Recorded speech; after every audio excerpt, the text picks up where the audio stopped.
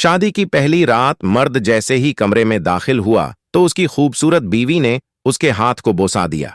यह देखकर मर्द खुश हो गया और उसकी बीवी की तरफ वह आगे बढ़ा, लेकिन उसकी बीवी उससे दूर भाग रही थी।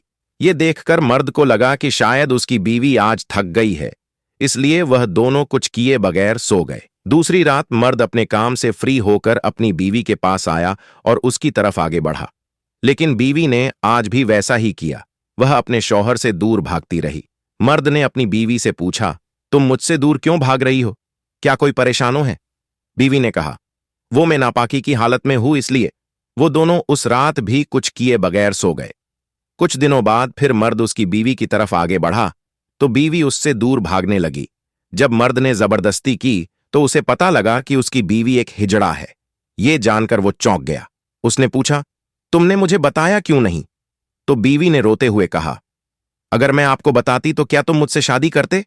मर्द ने कहा, इसका मतलब इतने दिन तुम मुझसे दूर भाग रही थी। वो इसलिए भाग रही थी ताकि तुम्हारी हकीकत मुझे पता ना चले।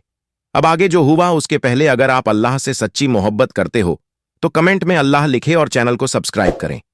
मर्द कमरे से बाहर आकर अपना सर पकड़कर सोचता है कि मैं अब करूं तो क्या करूं? क्या इसे तलाक दे दूं? लेकिन अगर तलाक दूंगा तो दुनिया वालों को क्या बताऊंगा?